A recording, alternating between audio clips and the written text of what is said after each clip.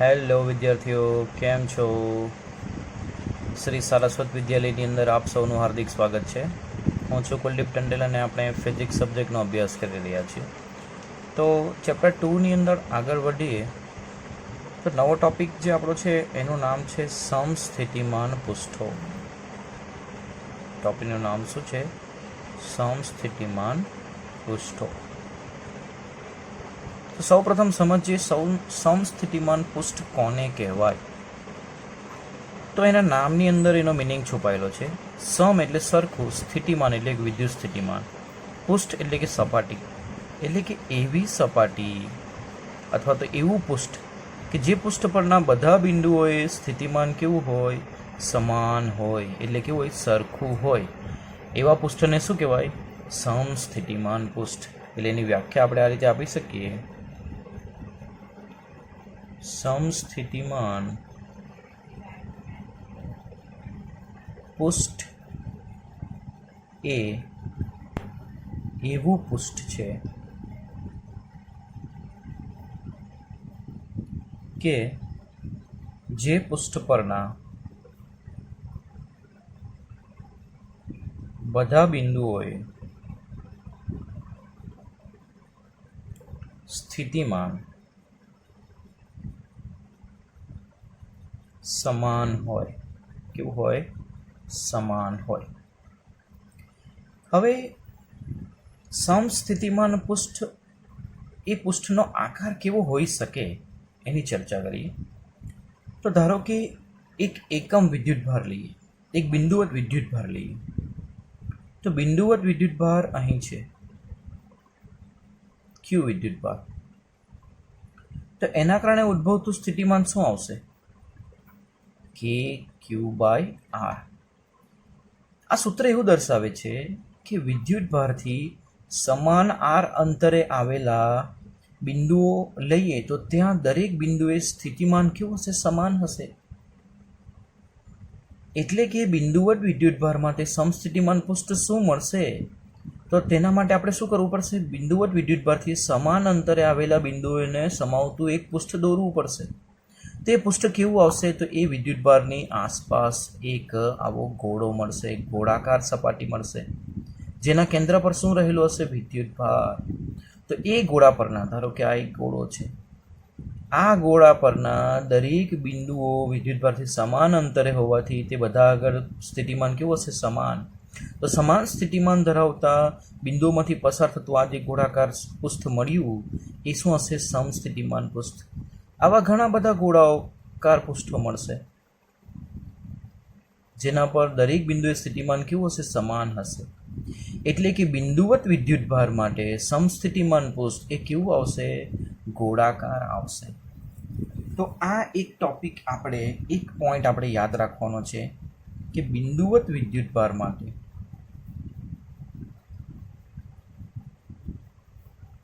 સમસ્થિતિમાન પૃષ્ઠ કેવું હશે? ગોળાકાર પૃષ્ઠ મળશે. કેવું મળશે? ગોળાકાર પૃષ્ઠ મળશે.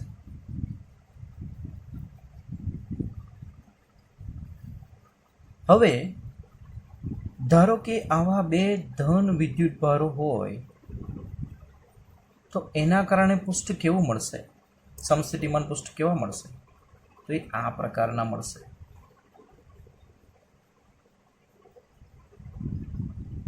આ બધા વિદ્યુતભારો અને વિદ્યુતભારોના તંત્ર માટે સમસ્થિતિમાન પૃષ્ઠ કેવા આકારના હોય છે એ તમારે યાદ રાખવાનું છે, કારણ કે 1 માર્કના ક્વેશ્ચનમાં એ આવી શકે. એટલે જ્યારે બંને વિદ્યુતભાર ધન હોય કે બંને ઋણ હોય ત્યારે બંનેને સમાવતું એક પૃષ્ઠ પણ મળશે જે સમસ્થિતિમાન હશે. એટલે કે એના પરના દરેક બિંદુએ વિદ્યુત સ્થિતિમાન કેવું મળશે? સરખું મળશે.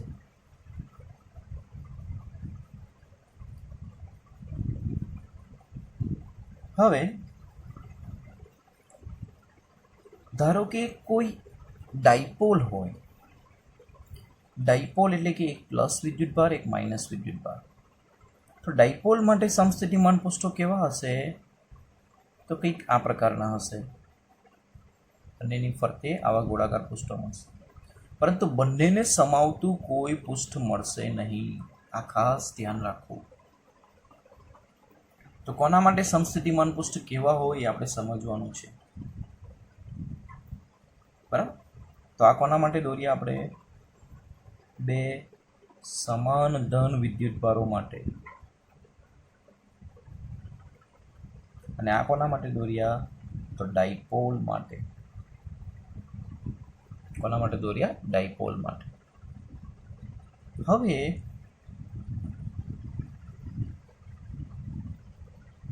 ધારો કે આ રીતે કોઈ વિસ્તારની અંદર નિયમિત વિદ્યુત ક્ષેત્ર આવેલું હોય, અથવા તો વિદ્યુતભાર અનંત અંતરે રહેલો હોય, તો વિદ્યુત ક્ષેત્ર રેખાઓ આ રીતે એકબીજાને સમાંતર મળશે. તો એવા કેસની અંદર સમસ્થિતિમાન પૃષ્ઠ એ આ વિદ્યુત ક્ષેત્ર રેખાઓને લંબ સમતલ મળશે. એટલે કે આવા સમતલ પરના દરેક બિંદુએ વિદ્યુત સ્થિતિમાન કેવું હશે? સમાન હશે. હવે આની અંદર એક વસ્તુ સમજો, આ બધા સમસ્થિતિમાન પૃષ્ઠો મેં દોર્યા, તો આ સમસ્થિતિમાન પૃષ્ઠ પરના દરેક બિંદુએ વિદ્યુત સ્થિતિમાન સમાન હશે, અને આના પરના દરેક બિંદુએ વિદ્યુત સ્થિતિમાન સમાન હશે. પણ અહીંયા દરેક બિંદુએ વિદ્યુત સ્થિતિમાન 5 હોય તો અહીંયા પણ 5 હોય એવું જરૂરી નહીં, અહીંયા 6 હોઈ શકે. પણ આના પરના દરેક બિંદુએ 6 હશે અને આના પરના દરેક બિંદુએ 5 હશે. એટલે કે આ બે અલગ અલગ સમસ્થિતિમાન પૃષ્ઠો પર સ્થિતિમાન સરખું હશે એવું નથી. ખ્યાલ આવે?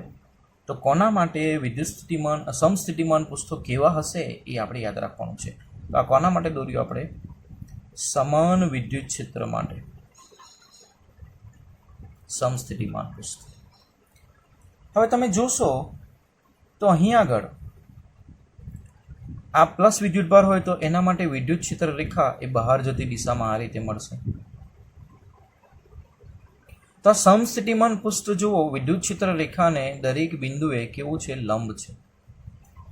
અહીં પણ તમે જુઓ તો દરેક બિંદુએ સમસ્થિતિમાન પૃષ્ઠ એ વિદ્યુત ક્ષેત્ર રેખાઓને લંબ છે, એટલે કે વિદ્યુત ક્ષેત્રને લંબ છે. એવું શા માટે? એટલે પહેલા તો એ પોઈન્ટ યાદ રાખીએ કે વિદ્યુત ક્ષેત્ર સમસ્થિતિમાન પૃષ્ઠને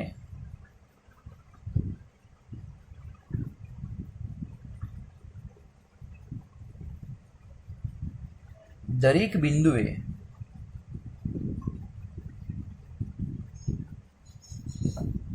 લંબ હોય છે. વિદ્યુત ક્ષેત્ર સમસ્થિતિમાન પૃષ્ઠને દરેક બિંદુએ કેવું હોય છે? લંબ હોય છે. એટલે સમસ્થિતિમાન પૃષ્ઠ પરના કોઈ પણ બિંદુએ વિદ્યુત ક્ષેત્રની દિશા શોધશો તો તે હંમેશા તે પૃષ્ઠને લંબ દિશામાં મળશે.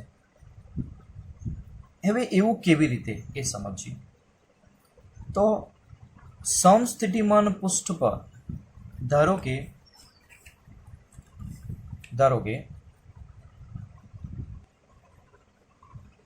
કે અહીં આગળ કોઈ આ એક સમસ્થિતિમાન પૃષ્ઠ છે, આ પ્રકારનું એક પૃષ્ઠ છે, આ પ્રકારનું. હવે એના કોઈ બિંદુએ ધારો કે વિદ્યુત ક્ષેત્ર એને લંબ નથી, તો શું થશે? તો ધારો કે વિદ્યુત ક્ષેત્ર આ સમસ્થિતિમાન પૃષ્ઠ સાથે થીટા ખૂણે છે. હવે વિદ્યુત ક્ષેત્રના બે ઘટકો શોધીએ તો આ ઘટક અને આ ઘટક મળે. એટલે સમસ્થિતિમાન પૃષ્ઠને સમાંતર કોઈ ઘટક મળે અને સમસ્થિતિમાન પૃષ્ઠને લંબ એક ઘટક મળે. તો અહીં આગળ સમસ્થિતિમાન પૃષ્ઠને સમાંતર ઘટક એ અશૂન્ય હશે. અશૂન્ય હશે એટલે કેવું કે શૂન્ય ન હશે. કોઈક સમસ્થિતિમાન પૃષ્ઠને સમાંતર વિદ્યુત ક્ષેત્રનો કોઈ ઘટક આવેલો હશે. તો આ સમસ્થિતિમાન પૃષ્ઠ પર કોઈ વિદ્યુતભારને ખસેડતા થતું કાર્ય શોધીએ તો એ શું થશે? તો કોઈ વિદ્યુતભારને વિદ્યુત ક્ષેત્રમાં ખસેડતા થતું કાર્ય એ આપણે લાસ્ટ ટાઈમ જોઈ ગયા, Q into E dot dl. આ સૂત્રથી આપણે શોધતા હતા, Q into E dot dl. બરાબર? એટલે કે એને આપણે આ રીતે લખી શકીએ, Q into E dl cos theta. શું લખી શકીએ? Q into E dl cos theta. હવે બીજા સૂત્રથી કાર્ય શોધીએ. બીજું સૂત્ર આપણું હતું Q ઇન્ટુ ડેલ્ટા V. એટલે Q અંતિમ બિંદુએ સ્થિતિમાન માઇનસ પ્રારંભિક બિંદુએ સ્થિતિમાન. હવે જો આપણે વિદ્યુતભારને સમસ્થિતિમાન પૃષ્ઠ પર ખસેડતા હોઈએ તો બંને બિંદુએ સ્થિતિમાન સરખું હોય, આ બંને બિંદુ એ અને બી, તો બંને બિંદુએ સ્થિતિમાન સરખું હોય તો સ્થિતિમાનનો તફાવત શું થાય? 0. એટલે કરેલું કાર્ય શું થાય? 0. એટલે સમસ્થિતિમાન પૃષ્ઠ ઉપર કોઈ વિદ્યુતભારને ખસેડતા થતું કાર્ય હંમેશા શું મળે છે? 0 મળે છે. બરાબર. તો આ જે છે EdL cos થીટા કાર્યના સૂત્રની અંદર એ પણ શું મળવું જોઈએ? 0 મળવું જોઈએ. એ ક્યારે 0 મળે? જ્યારે cos થીટા 0 થાય. ને cos થીટા 0 એટલે થીટા કેટલું થાય? 90 ડિગ્રી થાય. થીટા 90 ડિગ્રી એનો મતલબ શું? કે આ વિદ્યુત ક્ષેત્ર અને સ્થાનાંતર હંમેશા એકબીજાને લંબ હશે. હવે સ્થાનાંતર આપણે સમસ્થિતિમાન પૃષ્ઠ પર કરાવ્યું છે એટલે વિદ્યુત ક્ષેત્ર એને લંબ હશે.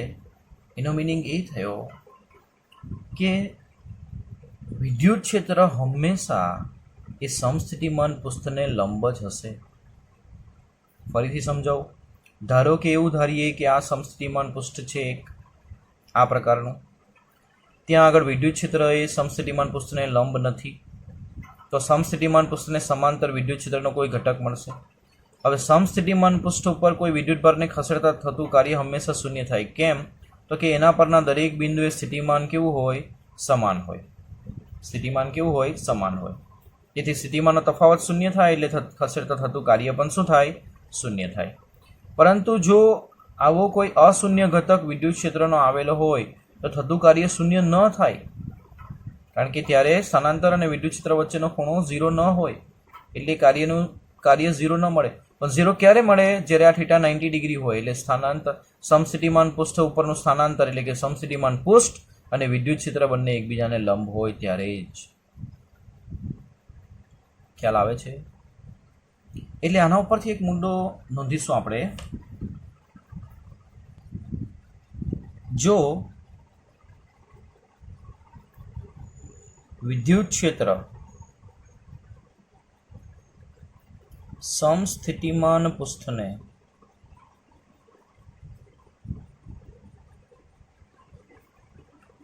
લંબ ન હોય તો તેને પૃષ્ઠને સમાંતર અશૂન્ય ઘટક હોય. અશૂન્ય ઘટક હોય. એકમ પરીક્ષણ વિદ્યુતભારને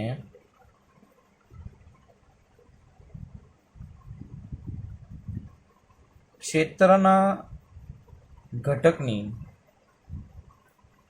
વિરુદ્ધમાં ગતિ કરાવવા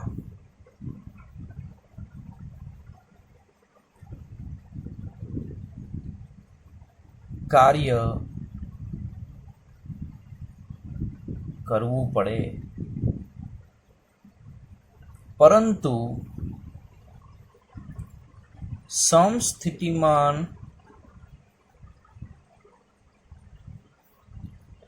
પૃષ્ઠ ઉપર વિદ્યુત ભારને ખસેડતા થતું કાર્ય હંમેશા કેવું હોય? શૂન્ય જ હોય. તેથી વિદ્યુત ક્ષેત્ર એ સમસ્થિતિમાન પૃષ્ઠને હંમેશા કેવું આવેલું હોય? લંબ આવેલું હોય. તો ખૂબ ઇમ્પોર્ટન્ટ ટોપિક આપણે કર્યું. તો સમસ્થિતિમાન પૃષ્ઠની અંદર શું શું યાદ રાખીશું? તો કોના માટે સમસ્થિતિમાન પૃષ્ઠ કેવું હશે? એકમ ધન વિદ્યુતભાર માટે ગોળાકાર પૃષ્ઠ મળશે. સમાન વિદ્યુત ક્ષેત્ર માટે એવા સમતલો મળશે કે જે વિદ્યુત ક્ષેત્રને લંબ આવેલા હોય. બરાબર. ડાયપોલ માટે બંને વિદ્યુતભારને સમાવતું એવું કોઈ પૃષ્ઠ ન હશે. પણ જો બંને ધન અને બંને ઋણ વિદ્યુતભારની જોડ આવેલી હશે તો તેમાં બંનેને સમાવતું એક પૃષ્ઠ પણ મળશે. હવે નેક્સ્ટ ટોપિક કરી ક્ષેત્ર, વિદ્યુત ક્ષેત્ર અને વિદ્યુત સ્થિતિમાન વચ્ચેનો સંબંધ. વિદ્યુત ક્ષેત્ર અને વિદ્યુત સ્થિતિમાન વચ્ચેનો સંબંધ, બે વચ્ચે શું સંબંધ છે એ શોધીએ.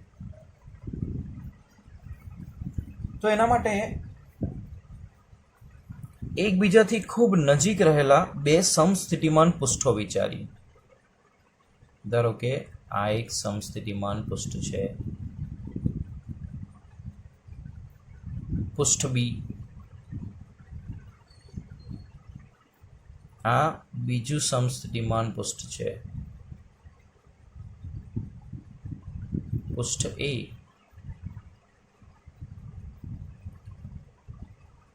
એટલે સૌપ્રથમ શું વિચારીએ, એકબીજાથી ખૂબ નજીકની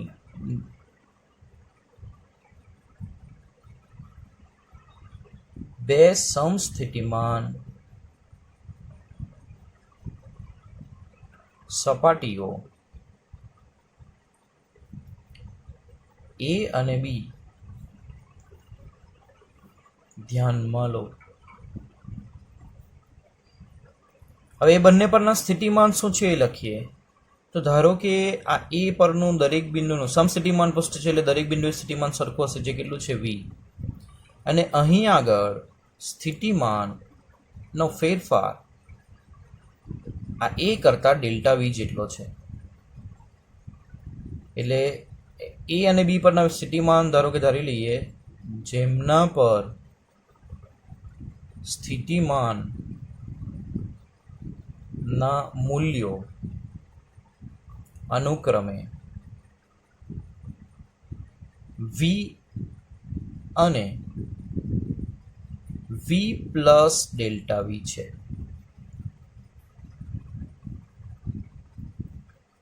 હવે ડેલ્ટા વી શું છે? તો ડેલ્ટા વી એ વિદ્યુત ક્ષેત્ર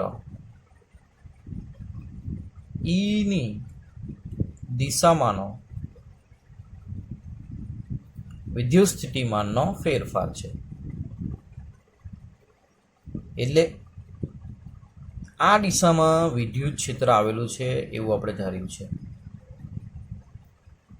કારણ કે આ દિશામાં ફેરફાર કેટલો થયો છે સ્થિતિમાનમાં? ડેલ્ટા વી.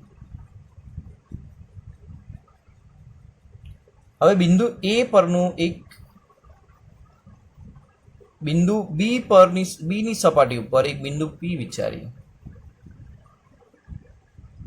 અને સપાટી એ થી આ જે બિંદુ છે એનું જે અંતર છે એ ડેલ્ટા એલ છે. કેટલું છે? Delta L. તો એકમ ધન વિદ્યુતભારને સપાટી બી પરથી એ સુધી આ લંબ રેખા પર વિદ્યુત ક્ષેત્રની વિરુદ્ધમાં, કારણ કે વિદ્યુત ક્ષેત્ર ઉપર છે તો આપણે આ દિશામાં લેવાનું છે, વિદ્યુત ક્ષેત્રની વિરુદ્ધમાં ગતિ કરાવી છે એવું વિચારો. શું કરીએ છીએ આપણે? તો એકમ ધન વિદ્યુતભારને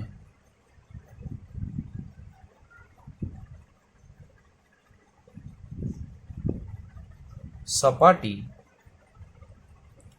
બી પરથી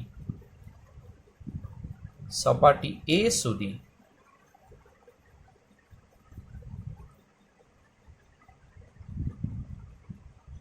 લંબ રેખા પર વિદ્યુત ક્ષેત્રની વિરુદ્ધમાં ગતિ કરાવીએ છીએ. એકમ ધન વિદ્યુતભાર એટલે +1 કુલમને આપણે વિદ્યુત ક્ષેત્રની વિરુદ્ધ દિશામાં સપાટી બી પરના બિંદુ પી થી સપાટી એ સુધી ગતિ કરાવીએ છીએ. આ પ્રક્રિયામાં થયેલ કાર્ય કેટલું થશે?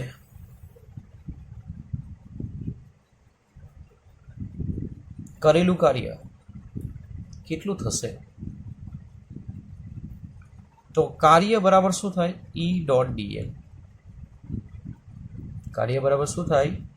ઈ ડોટ ડીએલ.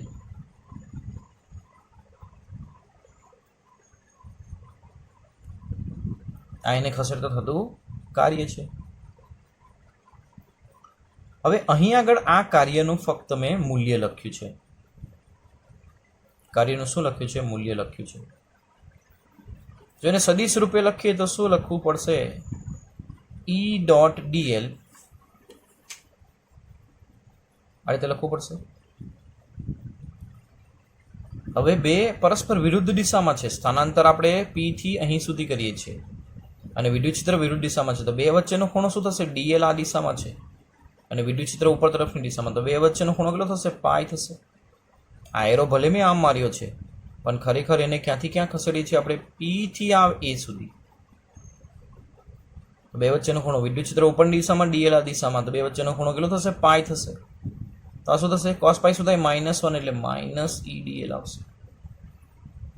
શું આવશે? માઇનસ E.dl, જે E વિદ્યુત ક્ષેત્રનું મૂલ્ય છે. આ સમીકરણ નંબર 1.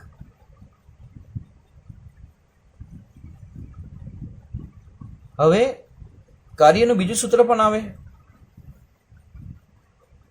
કાર્ય શોધવા માટેનું બીજું સૂત્ર પણ આપણી પાસે હોય છે. કયું? Q × delta V. વિદ્યુતભાર કયો ખસેડીએ છીએ આપણે? 1 કુલમ. ડેલ્ટા વી એટલે અંતિમ બિંદુએ સ્થિતિમાન એટલે A પરનું સ્થિતિમાન, માઇનસ પ્રારંભિક બિંદુએ સ્થિતિમાન એટલે B પરનું સ્થિતિમાન. તો કેટલું લખાશે? A પરનું સ્થિતિમાન V, B પરનું સ્થિતિમાન V પ્લસ ડેલ્ટા વી. તો શું થશે? V minus V minus delta V. V minus V cancel, minus delta V થશે. આ સમીકરણ 1 અને 2. આ બંને સમીકરણોને સરખાવીએ. 1 અને 2 ને, સમીકરણ 1 અને 2 ને સરખાવતા તો શું મળશે? તો minus E.dl is equal to, હવે એક વસ્તુ ધ્યાનમાં રાખો કે આ જે કાર્ય છે એ આપણે બાહ્ય બળ વડે કરીએ છીએ. તો બાહ્ય બળ વડે થતું કાર્ય શું લખાશે? વિદ્યુતભારનું મૂલ્ય Q × E. પણ બાહ્ય બળ કઈ દિશામાં લગાડવાનું હોય? હવે જો વિદ્યુતભારનું મૂલ્ય શું આવશે? 1 કુલમ, બરાબર. E એટલે 1 × E.dl cos θ થશે. હવે બાહ્ય બળ કઈ દિશામાં લગાડવાનું હોય છે ખસેડવા માટે? વિદ્યુત ક્ષેત્રની વિરુદ્ધ દિશામાં, એટલે બળ આ દિશામાં લગાડશું. તો બાહ્ય બળ વડે થતું કાર્ય જો આપણે શોધતા હોઈએ તો અહીંયા બાહ્ય બળ એ વિદ્યુત ક્ષેત્રની વિરુદ્ધ દિશામાં એટલે આ દિશામાં છે અને સ્થાનાંતર પણ આ દિશામાં છે, એટલે બંને એક જ દિશામાં થશે. જો બાહ્ય બળ વડે થતું કાર્ય લખશું તો બંને એક જ દિશામાં હોવાથી ખૂણો હવે પાઈ નહીં લખશું પણ શું લખવું પડશે? 0 લખવું પડશે. એટલે આ પ્લસ E.dl આવશે. એટલે બંને સમીકરણને સરખાવીએ. ફરીથી સમજાવું, આપણે બાહ્ય બળ વડે થતું કાર્ય શોધીએ છીએ. બાહ્ય બળ વડે થતું કાર્ય એટલે શું? તો બાહ્ય બળ કઈ દિશામાં લગાડવાનું હોય? વિદ્યુત ક્ષેત્રની વિરુદ્ધ દિશામાં, અને સ્થાનાંતર પણ એ દિશામાં થાય છે.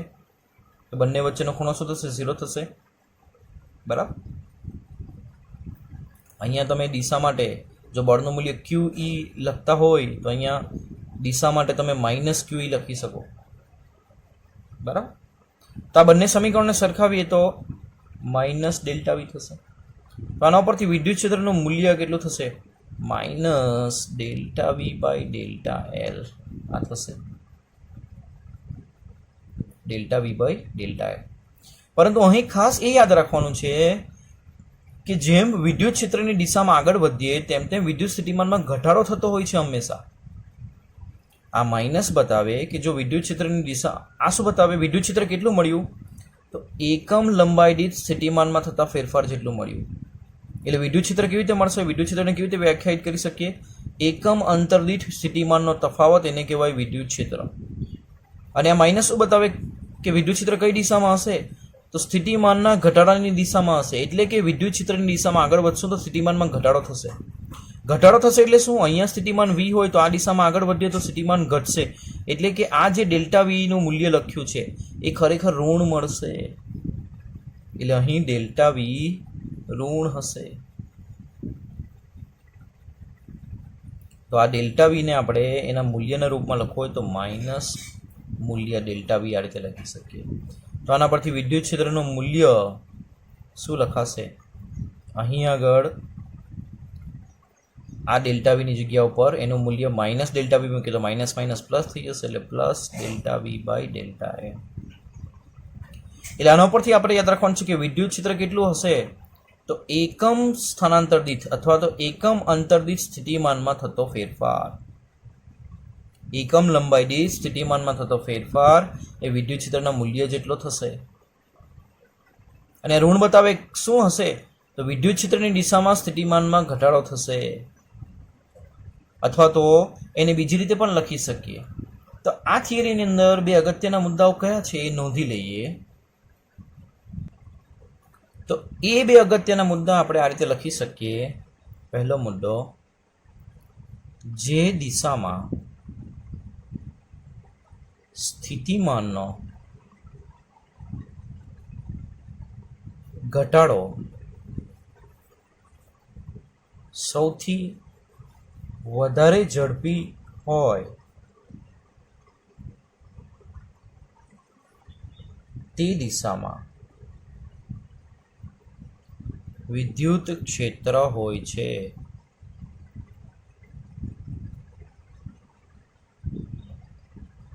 અને બીજો મુદ્દો એ નોંધી શકીએ કે કોઈ બિંદુએ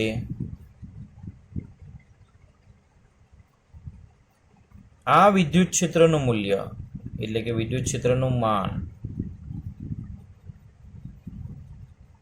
સમસ્થિતિમાન પૃષ્ઠને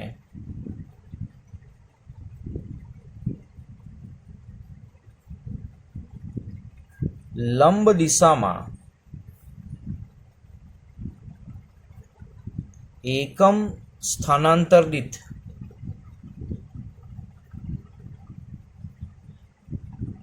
સ્થિતિમાનના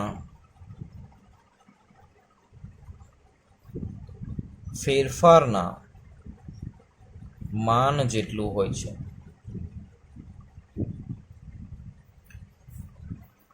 એટલે અહીં આપણી થિયરી પૂર્ણ થાય. હવે અમુક દાખલાઓ માટે અગત્યનું આ નોંધ હું લખાવું છું કે વિદ્યુત ક્ષેત્ર કેટલું હોય તો એકમ લંબાઈ દીઠ સ્થિતિમાનમાં થતો ફેરફાર, એટલે કે એનો એકમ શું લખી શકાય, વોલ્ટ પ્રતિ મીટર.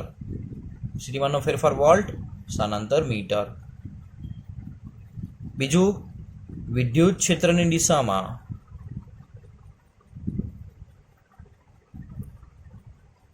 આગળ વધતા સ્થિતિમાનમાં હંમેશા ઘટાડો થશે. એટલે કે ધારો કે આ દિશામાં વિદ્યુત ક્ષેત્ર છે અને અહીં બિંદુ એ આવેલું છે, અહીં બિંદુ બી અને અહીં બિંદુ સી આવેલું છે. તો જેમ આગળ વધીએ તેમ તેમ સ્થિતિમાન ઘટશે. એટલે એ આગળનું સ્થિતિમાન સૌથી વધારે હશે. આગળ વધ્યા બી બિંદુ આવ્યું એટલે ત્યાં આગળ એના કરતાં ઓછું, આગળ વધ્યા સી આવે એટલે ત્યાં એના કરતાં પણ ઓછું. એટલે વિદ્યુત ક્ષેત્રની દિશામાં આગળ વધશું તો સ્થિતિમાનમાં શું થશે, ઘટાડો થશે. આ ખાસ યાદ રાખીશું આપણે. અથવા તો એવું કહી શકીએ કે વિદ્યુત ક્ષેત્ર કઈ દિશામાં હશે, જે દિશામાં વિદ્યુત સ્થિતિમાનમાં ઘટાડો થતો હોય. એટલે વિદ્યુત સ્થિતિમાનનો ઘટાડો સૌથી ઝડપી જે દિશામાં થતો હોય, ઝડપી થતો હોય તે દિશામાં વિદ્યુત ક્ષેત્ર હોય છે. અને કેટલું હોય છે વિદ્યુત ક્ષેત્ર, તો એકમ લંબાઈ દીઠ અથવા તો એકમ સ્થાનાંતર દીઠ પૃષ્ઠને લંબ દિશામાં, સમસ્થિતિમાન પૃષ્ઠને લંબ દિશામાં એકમ સ્થાનાંતર દીઠ સ્થિતિમાનના ફેરફાર જેટલું હોય છે. તો આ અગત્યની થિયરી આપણે કરી, જેના ઉપર અમુક દાખલાઓ પણ હશે, જેને આપણે આપણા નેક્સ્ટ પીરિયડની અંદર જોઈશું. તો આટલી વસ્તુ તમે લોકો ધ્યાનપૂર્વક નોંધી લેશો અને એની પ્રેક્ટિસ કરશો, એને સમજશો એવી હું આશા રાખું છું. અને હવે આપણે નેક્સ્ટ પીરિયડની અંદર મળીએ. તો સૌને બાય બાય. ઘરે મહેનત કરવા વિનંતી.